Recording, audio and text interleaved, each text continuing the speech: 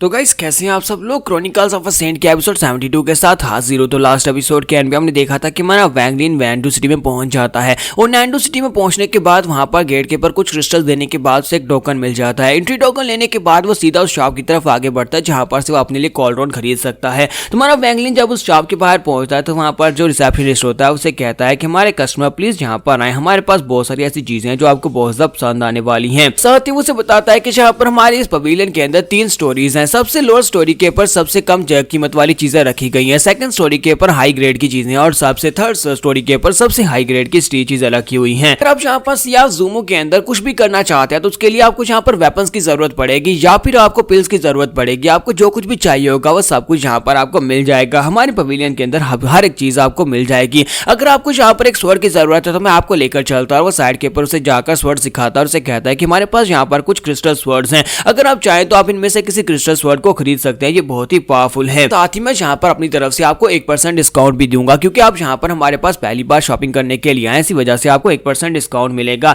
तुम्हारा वैंगलिन उसकी बातें सुनने के बाद थोड़ी देर सोचने का नाटक करता है, फिर साथ उसे कहता है क्या तुम यहाँ पर मुझे कॉल्ड्रॉन दिखा सकती हो, मैं यहाँ पर कॉल्ड्रॉन खरीदना चाहूंगा। तो वो कहता है हाँ क्यों नहीं सर, मेरे साथ आ जाए, मैं आपको सेकंड स्टोरी के ऊपर लेकर चलता हूँ क्योंकि सेकंड स्टोर के ऊपर यानी हमारी जो सेकंड बिल्डिंग है उसके ऊपर आपको वो मिलेगा। फिर साथ ही वो सोच रहा था कि ये बंदा जहाँ काफी ज्यादा चालाक लगता है, इसे पहले से पता था कि इसे कॉल्ड्रॉन चाहिए और पूरा दिन यहाँ पर मेरे से ऐसे मुझे घुमाता रहा और मैं यहाँ पर इसको बाकी चीजों के बारे में बताता रहा। तो ऊपर जाने के बाद वो एल्डर से कहता है कि अंकल ल्यू, मैं एक कस्टमर लेकर आया हूँ जिसे यहाँ पर एक कॉल्ड्रॉन चाहिए, तो आप इसकी हेल्प कर दे। तो वो कहता है हाँ क्यों नहीं, ठीक है तुम जा सकते हो। और इसी के साथ ही अंकल ल्यू से कहते हैं कि कस्टमर बताओ कि तुम्हें कौन सी क्वालिटी का फर्नेस पिल बनाने के लिए फर्नेस चाहिए। तुम्हारा वैंगलिन उसे कहता है कि सर मैं यहाँ पर देखना चाहता हूँ कि आपके पास कौन कौन से फर्नेस है, क्या आप मुझे दिखाएंगे, क्योंकि मुझे यहाँ पर एक बहुत ही खास पिल बनानी है जिसके लिए मुझे यहाँ पर एक खास फर्नेस की जरूरत है। तो मास्टर ल्यू इसी के साथ ही वहां पर ताली बजाते हैं तो 3 लड़कियां उसके सामने अपीयर होती हैं, उनके पास 3 बॉक्स होते हैं और 3 बॉक्सेस के अंदर उनके पास 3 कॉल्ड्रॉन होते हैं।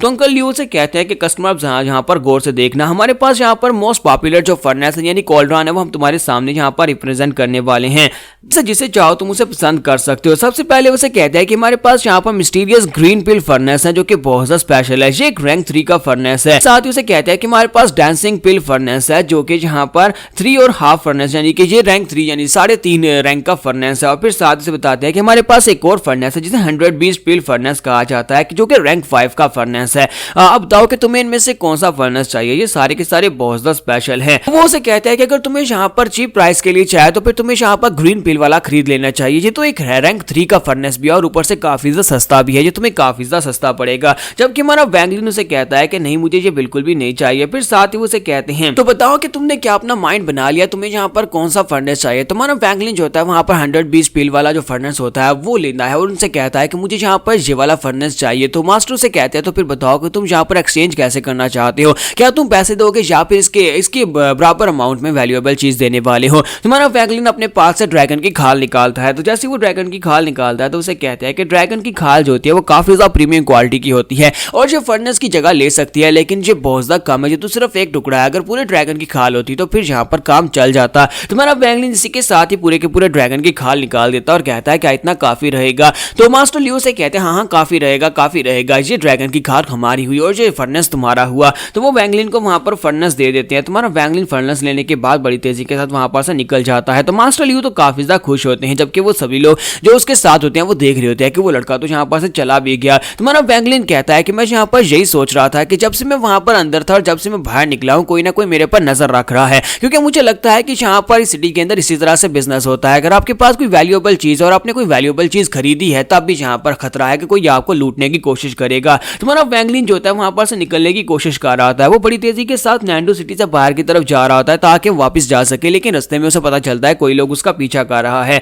तुम्हारा वैंगलिन कहता है कि मुझे लगता है कि इस वक्त मेरे पीछे 3 लोग हैं और वो तीनों ही कोर फॉर्मेशन स्टेज के एक्सपर्ट्स हैं। तो जैसे ही वो सामने की तरफ बढ़ता है तो वो लोग उसका रास्ता ब्लॉक करते हैं। तुम्हारा वैंगलिन वहीं पर रुक जाता है तो वो उसे कहते हैं कि फेलो कल्टीवेटर तुम कहां पर जा रहे हो, हम तो ये सोच रहे हैं कि तुम्हारे पास जो ट्रेजर्स है वो तुम हमें दे दो, क्यों ना तुम अपने ट्रेजर्स हमें दे दो, यहाँ पर से सेफली चले जाओ, क्योंकि अगर तुम ट्रेजर्स नहीं दोगे तो फिर तुम्हें यहाँ पर नुकसान पहुंच सकता है। अभी ट्रेजर बिल्डिंग से जो तुम ट्रेजर्स लेकर आए हो वो हमें दे दो। तुम्हारा वैंगलिन कहता है मेरे पास तो कोई ट्रेजर है ही नहीं और ना ही मैं ट्रेजर पवेलियन में गया था। सामने वाले कल्टीवेटर उसे कहते हैं तो अच्छा तो तुम वहां पर गए ही नहीं। वो उसे कहता है कि मैंने तो यहाँ तक सुना है कि तुम सेकंड स्टोरी में गए थे और सेकंड स्टोरी में जाने के बाद वहां पर से तुमने हाई ग्रेड की कोई आइटम खरीदी है, हाई ग्रेड की आइटम्स जो होती हैं वो काफी ज्यादा महंगी होती हैं, वो सेकंड फ्लोर के ऊपर ही रखी जाती है। हमने सुना है कि तुम पूरा 1 घंटे के लिए वहां पर रहे और 1 घंटे के बाद तुमने वहां पर से कोई चीज खरीदी और वहां पर से नीचे उतरे। अब जल्दी से बताओ कि तुम वहां पर से क्या लेकर आए हो। तुम्हें क्या लगता है कि तुम जहां पर हमें इतनी आसानी से बेवकूफ बना सकते हो? तुम कहोगे कि तुम वहां पर नहीं गए तो हम लोग इतनी आसानी से इस बात को मान लेंगे? तुम्हें क्या लगता है कि तुम जहां पर हम तीनों से जीत पाओगे? हम तीनों एक कोर फॉर्मेशन स्टेज के एक्सपर्ट्स हैं, जबकि तुम अभी तक जहां पर कोर फॉर्मेशन में नहीं पहुंच पाए। तुम अभी तक जहां पर फाउंडेशन एस्टेब्लिशमेंट स्टेज की सिर्फ पीक पर हो। हमारे टाइम को वेस्ट करना बंद करो। तुम्हारे पास जो कुछ भी है जल्दी से हमारे सामने निकाल कर रख दो। हम तुमसे वादा करते हैं कि तुम तुम्हारी जान बख्श देंगे।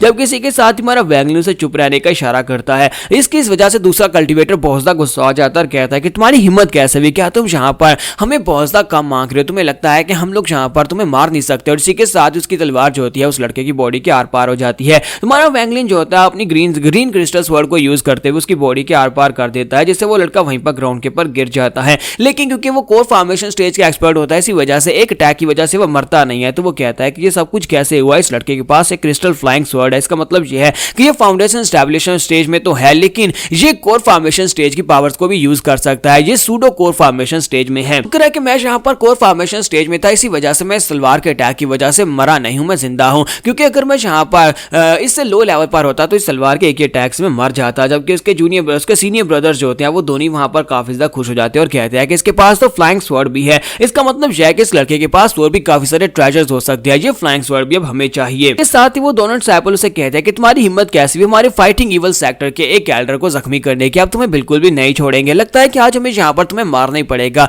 वैसे तो यूजुअली हम लोग सिर्फ और सिर्फ लूटते हैं और दूसरों को मारते नहीं हैं, लेकिन आज तुम्हें मरना होगा। और इसी के साथ ही वो दोनों जो होते हैं अपनी पावर्स को रिलीज करते हुए उसके ऊपर अटैक करने के लिए आगे बढ़ते हैं, जबकि हमारा वैंगलिन बड़ी तेजी के साथ उनके ऊपर अटैक करने के लिए आगे बढ़ता है। और वो दोनों के ऊपर अटैक कर रहा था, लेकिन असल में वो अटैक नहीं कर रहा था, बल्कि दोनों के बीच से वहां पर भागने की कोशिश करता है। और हमारा वैंगलिन वहां पर से भागना शुरू कर देता है। तो वो दोनों कहते हैं लगता है कि उसने यहाँ पर हमें चकमा दिया, वो यहाँ से भागने की कोशिश कर रहा है। वो लड़का जो कि वहां पर उसकी स्वॉर्ड की वजह जख्मी हो गया था, वो कहता है कि इस बात में तुम्हें बिल्कुल भी भागने नहीं दूंगा। और इसी के साथ ही वो अपने पास ट्रेजर्स निकालता है और अपने आप को हील करना स्टार्ट करता है और कहता है कि इस लड़के के पास जो कुछ भी है वो सब कुछ मेरा होने वाला है। उस लड़के की तलवार जो है वो काफी ज्यादा स्पेशल है, उसने मुझे जख्मी कर दिया। इसका मतलब यह है कि वो स्वॉर्ड अगर मेरे पास आ जाती है तो मैं भी काफी स्ट्रांग हो जाऊंगा। तुम्हारा वैंगलिन वहां पर से भागकर जा रहा था, जबकि वो तीनों उसका पीछा करते हैं और साथ ही उसके ऊपर अटैक कर रहे होते हैं। तो वैंगलिन कहता है कि ये तीनों तो यहाँ पर मेरा पीछा किए जा रहे हैं, मुझे नहीं लगता कि ये लोग इतनी आसानी से मेरी जान छोड़ने वाले हैं। जब तक इन्हें मेरे ट्रेजर्स ना मिल जाएं तब तक ये मेरी जान नहीं छोड़ेंगे। अफसोस कि मैं अभी तक यहाँ पर कोर फॉर्मेशन स्टेज में ब्रेक थ्रू नहीं कर पाया। अगर मैं कोर फॉर्मेशन स्टेज में ब्रेक थ्रू कर लेता तो फिर मेरे लिए इन कीड़ों को मारना तो बड़ा ही आसान था। मैं इन तीनों को यहाँ पर चुटकी बजाकर मार डालता। फिलहाल के लिए मेरे पास इतना कॉन्फिडेंस नहीं है कि अगर मैं यहाँ पर रुककर अपने सारे ट्रेजर्स को यूज करके इन तीनों से फाइट करता हूँ तो मैं तीनों को मार पाऊंगा या नहीं।